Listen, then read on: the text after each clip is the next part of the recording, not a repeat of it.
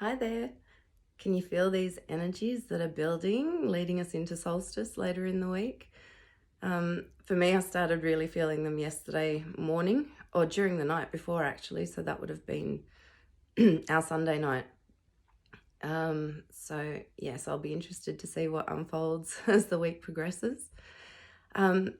Before I start talking about the things that I've been guided to talk about, I know I say this every time, and I say it because it's really important that whoever's watching really understands that I'm not sharing this as what is absolutely happening. I'm sharing it as what I personally perceive, feel, and believe is happening. So with anything, just it's how it sits within you that matters, and then what you do with it. So just bear that in mind as I start talking. The two concepts that I want to talk about is leveling up and what that process looks like, at least within me and others that can relate. And also more information on what I was talking about a couple of videos or last video in the changing chakra system. So with the leveling up, I'm sure a lot of you have seen those videos of the vibration plates and sand being moved to different frequencies. I will put a link to a video in either the description or the comments. So if you haven't seen it, you can check it out and understand what I'm talking about. And even if you have seen it, it's always nice to watch it with a different perspective, maybe. So anyway, I'll put that there. But when the sand starts at low frequencies, it forms very basic patterns. And then the frequency shifted to the next higher resonance.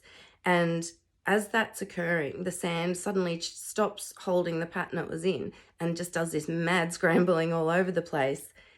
And then it's like phase locks into this new pattern and holds it. And it will hold it until you shift the frequency again. And then the next thing, the same thing happens again, this mad scramble, and then it locks in and holds an even more intricate pattern. And as the frequencies go higher and higher, the pattern becomes more and more intricate. And what I've been shown very clearly is that for the last 6 months or so, I have been scrambling sand. I was shifting out of the pattern or the frequency that I had been holding as a I guess, base vibration. And I was in the process of moving to the next highest frequency or version of myself. And that process in between, it is this mad scramble to sort of find what your pattern is, what your resonance is, and how to lock into that. So I know some of you can relate to that it does feel like just this, every aspect of your life, even in within your body, it's just this huge freak out, what's happening? But then things settle down and you kind of settle into this new way of being, and it's, I'm sure you'll find a better version of yourself in some way, a better way of interacting with the world. And so that's what I'm seeing as being this leveling up process, a mad scramble, and then you kind of level up and hold that new frequency pattern until it's time for that vibration to shift again. And that's going to be different with everyone. So there'll be other people scrambling at the same time of you. There'll be others that have locked into their pattern and they're good. So it's a very collective thing, but like everything in this, it's individual as well. And it's really only the individual that you can focus on, because as you focus on the individual, you're by default focusing on the collective. That's just how it works. So yes, if you're not in that scrambling yet, you might find yourself in it soon, and then you can just think that's okay. Think of yourself as the video. You're moving from one frequency to another, and this is just part of the process. Sometimes scrambling's fun, generally not, in my experience anyway. The second thing that I've been shown with the chakra system, and again, some of you may already be aware of this and it's nothing new, but I'm now understanding the chakras are a fourth dimensional. Well, okay, just quickly, I will refer to what we generally refer to as third, fourth, fifth dimensional as planes or realms, because I understand density and dimensions to be two very different things. Not something I want to jump into now if anyone's interested. But so yeah, I will use the term plane or realm, probably interchangeably, whatever comes to mind. So the chakra system, the chakra system is organic. It's part of the original template as the outer layers. But the hijacking and manipulation of the chakra system is not organic. And that's what I'm talking about here.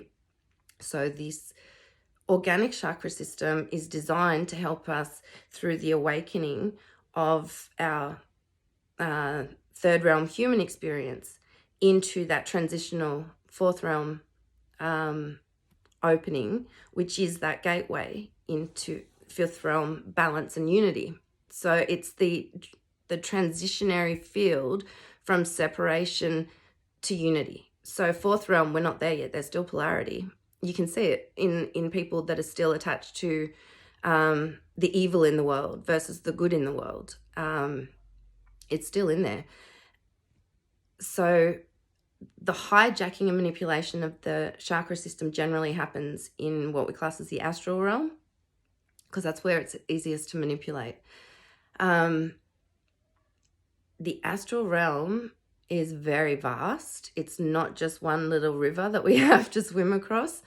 It's got, and the way that I see it, and it's more a metaphor, I think, is that there are multiple frequency walls that need to be passed through before you can get to the threshold of that fifth realm consciousness. And I'm talking about not the, because there's two types of consciousness, if you will. The physical body consciousness, which has to be at a certain resonance for you to participate in this plan. If your physical body, if its resonance goes beyond the threshold of Gaia's resonance now, then it's game over. You drop the body and you go to the other side. That may be a choice that you're making, but I used to be in this huge rush to try and get to this point. And then I realized if I try and rush this and force it, then I'm going to end up on the other side before I plan to. So if you've contracted to do this with Gaia, which a lot of us have, consciously and remembering that, you will understand that the body can't be fifth realm yet because the planet's not. That will come at the same time. But we can expand our consciousness to these much higher levels. They cannot be held as a permanent state of being because every time we expand our consciousness, we're loosening it from the body, from the physical body. Same as when we go to sleep at night, we detach from our physical body, we move into our various astral bodies to navigate that realm and beyond if you're able to. A lot of people get stuck in that realm for various reasons, and that's their astral experience. It doesn't really go beyond that. So these frequency walls, I see them as, when you see a waterfall in a house on a wall, there's the glass behind it, but the water's running down it and you look like you could just walk through it, but you can't. If you tried, you'd hit the glass. That's what these frequency walls feel like. They hold a specific frequency with a variational gap, a bit like if there's a speed limit of whatever you measure speed in where you are. Say it's 60. And generally if you're 62, 63, or a bit lower, you're within that fluctuation width. You're still classified as being within that number. Any higher, you'd probably get a ticket. So what I'm being shown is these 7 frequency walls represent the 7 themes that need mastering in the journey back to balance and wholeness and that unity aspect instead of separation. So it's almost 7 aspects of self that need to be mastered to get to that point where you can then make that leap.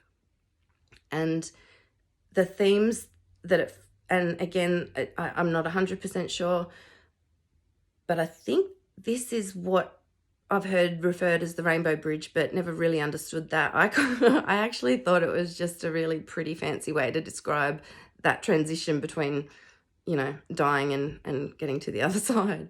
But now it's got this whole new meaning. And again, not sure I'm right, just sharing thoughts and feelings. But the 7 themes each carry a unique frequency. And those are the themes that we associate with the chakras, and the 7 chakras, which are within the body, because they're the steps to mastery, to remember and then get there, if that makes sense. So once you transcend the themes and are within that vibrational leeway, you don't have, what I'm being shown is you don't have to be an exact match. So say you transcend the theme of fear. This does not mean you never experience fear again in your existence in these lower realms. That would be almost impossible, considering the vibrations that are around you in the world that we live in and different things. But it does mean you will recognize that you've dropped into a state where you're experiencing that fear, but you won't become it. You will recognize that, and you will go, okay, if I've allowed that vibration to influence me, I have lost contact with my higher being, because in that connection, I don't experience fear, if that makes sense. So I feel it's a bit higher than 51% mastery of those themes. That's just a feeling. I feel it's a little bit higher, but let's just say it's 51%. So 51% of the time, you are not influenced by the vibration of fear. And when you do slip into it, you recognize it pretty quickly and take action to navigate it consciously. Then you pass through the vibrational water wall and instead of bumping into glass, you move through it. The wall still stays because it's a realm construct, but you've matched the frequency enough where you can move through it. And that happens all the way up. So the themes that we gain mastery in is transcending fear, guilt, shame, grief, because we no longer feel grief the same way, because we understand the emotions we feel are natural at the loss of someone's physical presence in your life that you care about very deeply, but you don't feel grief like you will never see them again and that connection's gone forever, because you understand it's not. And it's also where you come from that place where you're forgiving, you're compassionate, you're able to hold space because you've been on that journey yourself, and you've probably gone through pretty much everything that somebody's experiencing, whether or not to the same degree, but you can recognize what they're feeling, and therefore you're able to hold a place of understanding for them, which makes it easier to be compassionate and empathetic, and makes it easier to forgive someone when they screw up, because we're all going to at various times in various ways to various degrees. That's just part of the journey. So don't judge yourself, and once you can do that, then it's easier not to judge others, because all they are is just showing you some part of yourself at some point in time. You've transcended lies in its simplest form, and untruth. You've transcended illusion, and basically that covers it all, doesn't it? You've transcended illusion in all its forms, and you've transcended attachment. You're no longer attached to things in your physical world, to people in the way that you once were. It becomes more about experiences than having possession of things. But more than that, you start losing attachment to your beliefs, because you realize that your beliefs are still limiting you in some way. This is where we're in those states of just being open and experiencing what is in the moment without any attachment to it. So we've transcended those themes, and looking at it from the positive perspective, love is your base foundation. love heals fear. So love becomes your security, your foundation, your anchor, and this stems from within yourself. You have gained mastery over your lower emotional urges. So, you know, our instinctive outbursts and responses of excitement. And I'm not saying they're bad, but it's very much our primal emotions here. We've transcended them. You express yourself, your emotions flow freely, you're creative, you trust your base instinct. You've realized that power is not about power over anybody else, but mastery of your own inner power and how you use that in the world. And once you've got that in balance, you're not afraid to use your power, especially once it's being anchored in the heart, because you live with an open heart. You see yourself as being connected to everyone and everything, and you live your life according to that principle. You express your truth in all your communication, whether it be verbal, whether it be art, music, whatever your expression in the world, it is your authentic expression. You no longer dance with lies, whether it be somebody else's or your own. It's just truthful, authentic expression into the world. You're able to activate that higher vision, those higher senses. You're able to see cause and effect and how it unfolds in your life. Your imagination, which is that doorway to the other worlds, is open, and you aren't limited by your own thinking at this point. This is where you hear about illumination and, clairvoyance being really strong. It's being free of illusion, of many illusions, not just the illusion of what we thought was the 3D world, many others too. And then we've got living from this place of knowing your power, your creative power, and your connectedness to all that is. And once those themes are achieved, the chakra system is no longer necessary.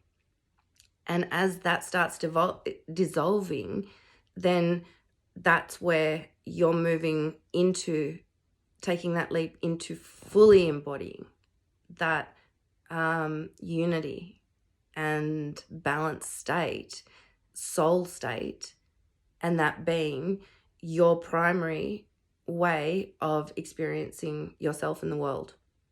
So once those 7 frequency fences have been passed through, then it's almost like that forms this rainbow bridge that then we cross over. So as you get to the higher frequency fences, this is kind of like to the top. This is where the ascended masters sit. So I had this misconception, or I don't know, I shouldn't say misconception because I could be totally wrong.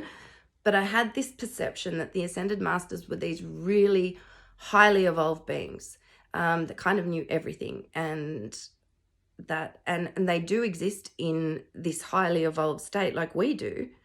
But they, from what I can understand, they have reached the point of mastery of the human experience and the astral realm and all its experiences within those sub-frequencies. They could keep going and be residing permanently in higher realms, but part of their service contract was to remain there, to be close enough to guide the humans that were open to the guidance. So what I believe to be the true what you would class as ascended masters are those that don't reside within our universal structure anymore. They have come, gone, they know it all. So yeah, I just, and that's not to mean to sound disrespectful in any way to the ascended masters. They're quite fine at me explaining it like that, because they are where they are, and they know that. So it's kind of like their contract was to remain there to help and assist us. And so that's a big sacrifice when you think about it. But many humans are making that sacrifice too at the moment. They have got to certain levels of that, I guess, fourth realm consciousness, somewhere in the middle. So there's still higher levels that they need to go themselves before they can make that leap. Some are right at the threshold. Others are sort of lower in the realms to be able to communicate clearer.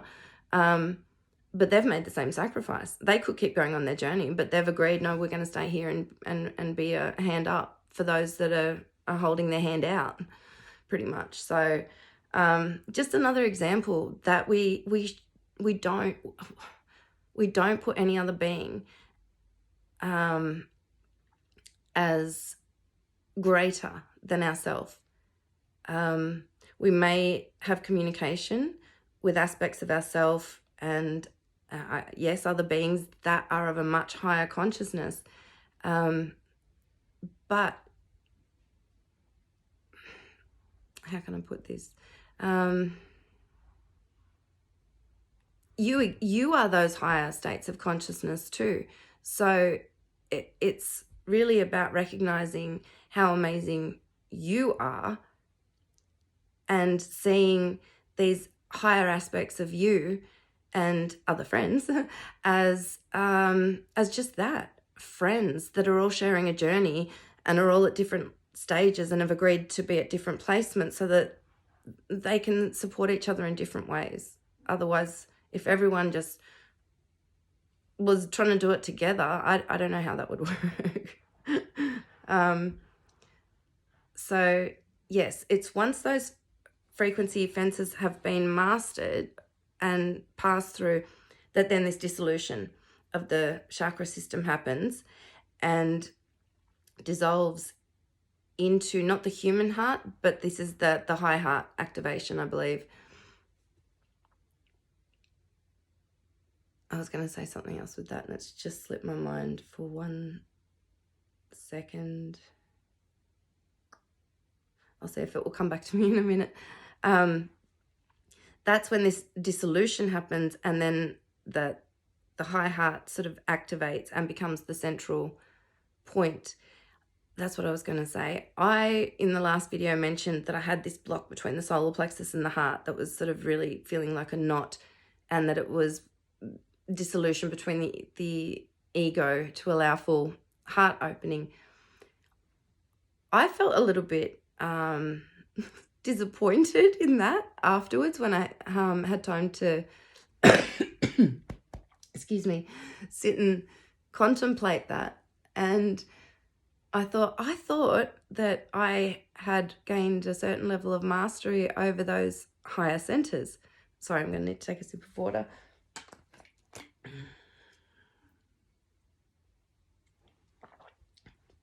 Excuse me.